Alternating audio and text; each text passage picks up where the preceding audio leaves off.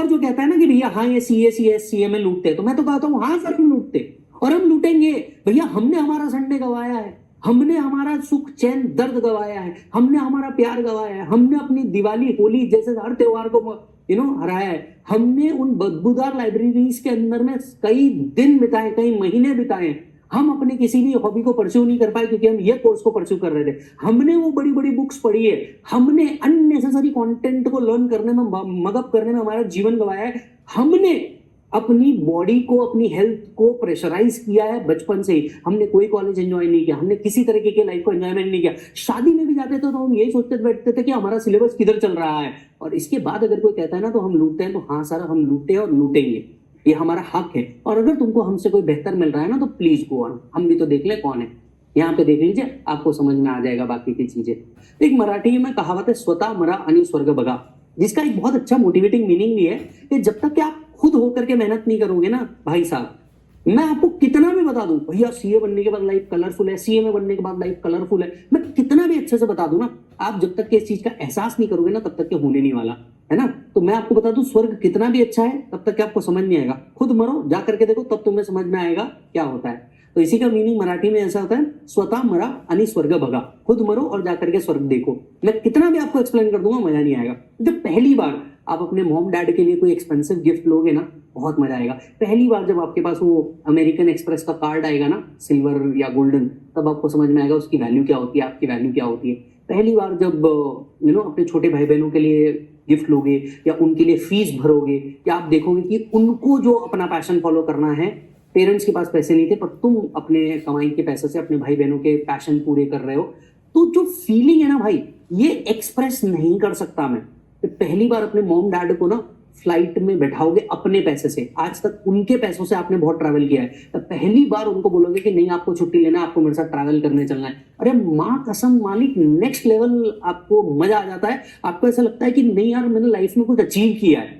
ये जो sense of feeling है ना, ये बहुत अलग है। अपने पैसे लगा करके साला शादी के अंदर में खर्चा करोगे, mummy papa don't have to से कि यार ये इतना ही करते हैं, यार ये ऐसा ही बजट है। पापा को जो शादी के टाइम पे परेशान देखता है, अरे टेंशन नहीं लेना, ये लोग खर्चा करो, टेंशन ही मत लो, आप तो बिल्कुल जबरदस्त सूट सिलाओ, फिर अपन देखते हैं। ये जो फीलिंग है ना, पहली बार पापा को एल्बर्टो के शूज ला करके देने का, मॉम को पहली बार स्केचर के जूते ला के देने का, नहीं मम्मी आपको ये पहनना है, घर में वो सादी चप्पल नहीं पहनना आपको, लो स्केचर पहन करके, चप्पल पहन लो, जूते पहन करके बनाओ, घर के लिए स्पेशल जूते, तो स्केचर का आप स्पेसिफिक फोम वाला जूता ला करके दोगे। पहली बार पापा को एक बहुत एक्सपेंसिव वॉच या बेल्ट ला करके दोगे, एक जबरदस्त पर्स ला करके दोगे।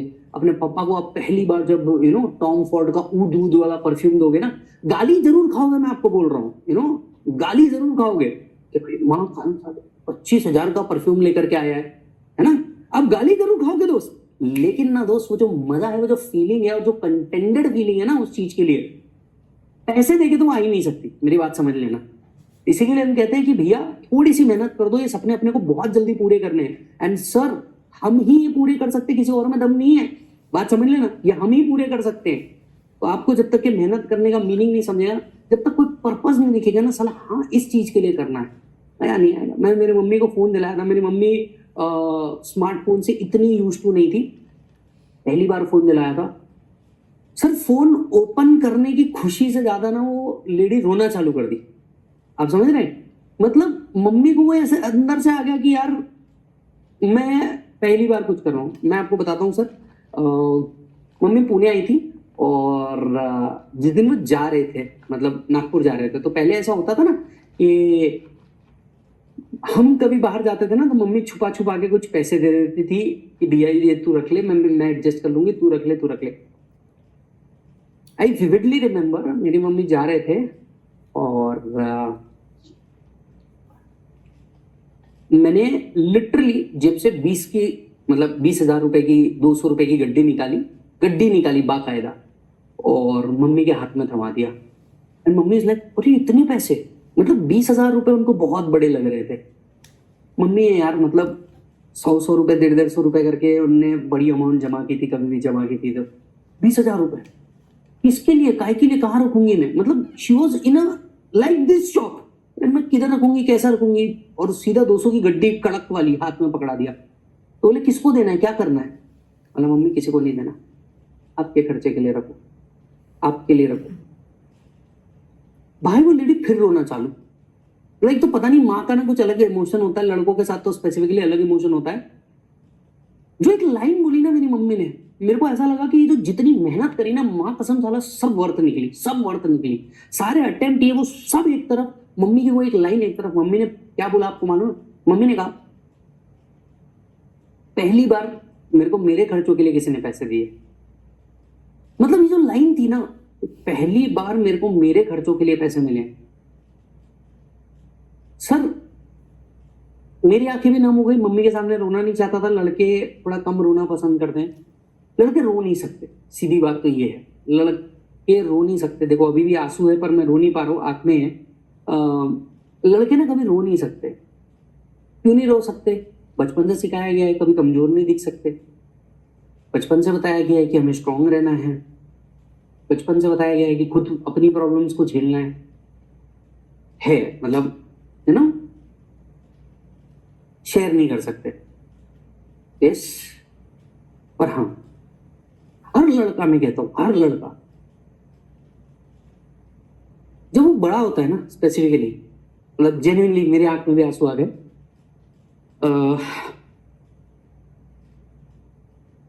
बहुत जोर से, क्योंकि जब वो धीरे धीरे बड़ा होता है वो बहुत मस्तीखोर होता है। पहले लड़कों की बात कर रहा हूं स्पेसिफिकली, वो बड़ा मस्तीखोर होता है। तो वो धीरे धीरे बड़ा होते जाता है ना, रियलिटी उसको हिट करते जाती है, वो ना शांत होते जाता है। आप देखना वो शांत होने लग जाता है। पता है वो शांत क्यों हो जाता है? हर लड़का, आपका भाई को भी आप कभी ऑब्जर्व कीजिएगा अगर आप एक गर्ल है तो, वो शांत क्यों होते जाता है पता है? जब उसको रियलिटी हिट करती है ना, तो रियलिटी हिट करने के बाद उसको समझ में आता है कि उसके पापा क्या गो थ्रू कर रहे हैं, कि यार बहुत सारी चीजें हैं। और तब उसको समझ में आता है कि मेरा बापू इतना शांत क्यों है, और अचानक से मेरे बापू को इतना गुस्सा कैसे आ जाता है। हमारे बापू के ना दो ही मूड होते हैं, लड़कों के जो बाप होते हैं ना, इनके दो ही मूड होते हैं।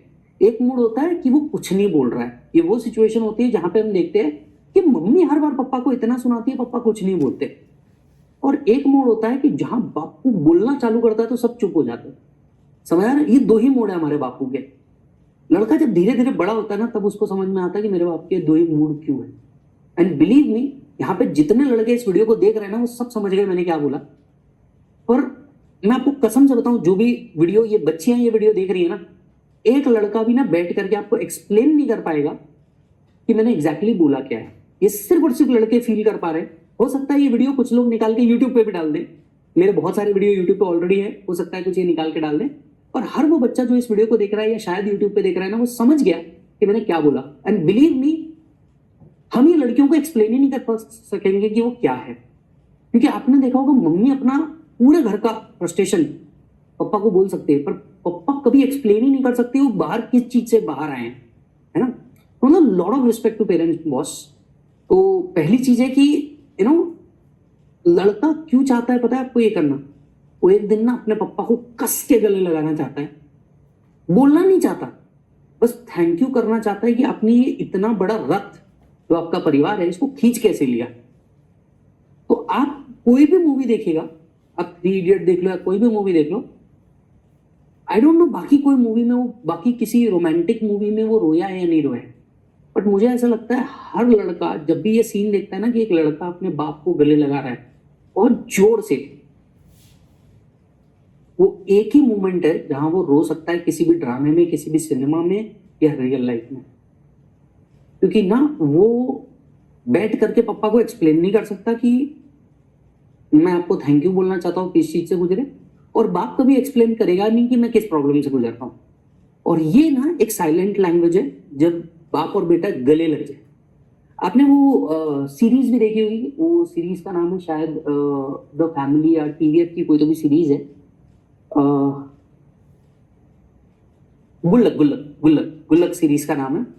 तो उसके अंदर में जो पहला पार्ट है ना, नहीं देखा होगा तो सर देखिए, बहुत ही गजब की चीज है। तो जो उसमें बड़ा लड़का है अनु, एक छोटा दिखाया और एक बड़ा लड़का दिखाया, आपने कभी देखा होगा तो जब उसको रियलिटी हिट करती है ना, तो वो फोटो जो एंड में खिंचाता है ना, वो साइड में रहता है और उसका बापू उसको ऐसा हाथ पकड़ के ऐसा साइड में लेके आता है, अपने पास खींचता है।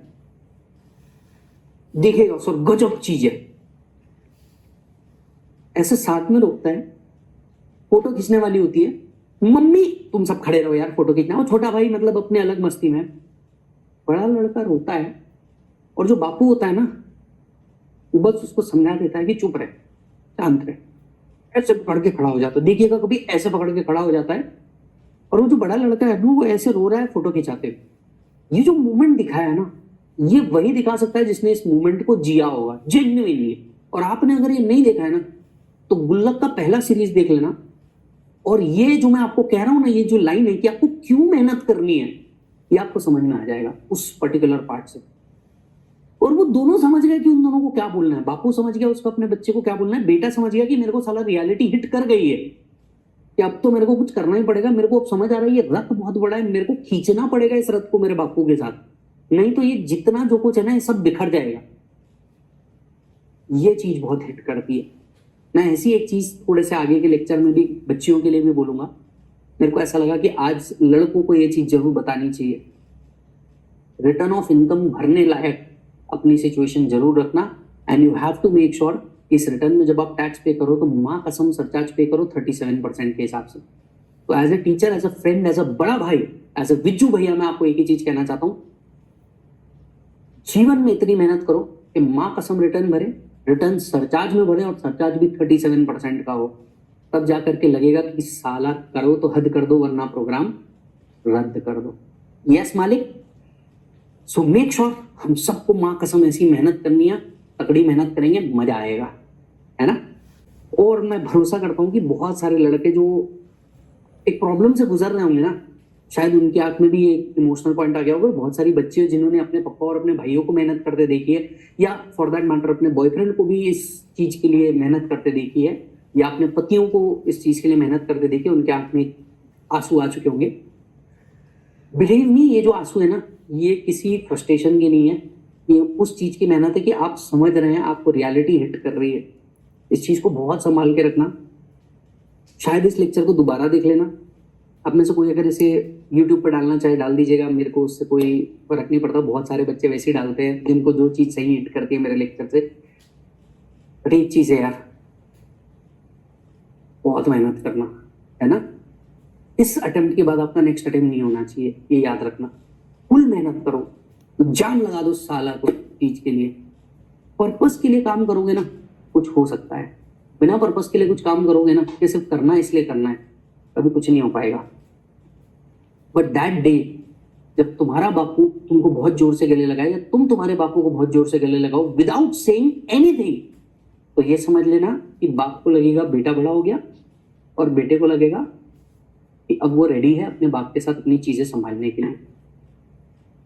और वही दिन होगा जहां से आपके पापा का आपके लिए और आपका आपके पापा के लिए परसेप्शन चेंज हो जाएगा। डिफरेंस ऑफ ओपिनियन हो सकते हैं, मेरे भी बापू के साथ है, मेरे बहुत जगह पर डिफरेंस ऑफ ओपिनियन है। Difference of opinion is a separate thing.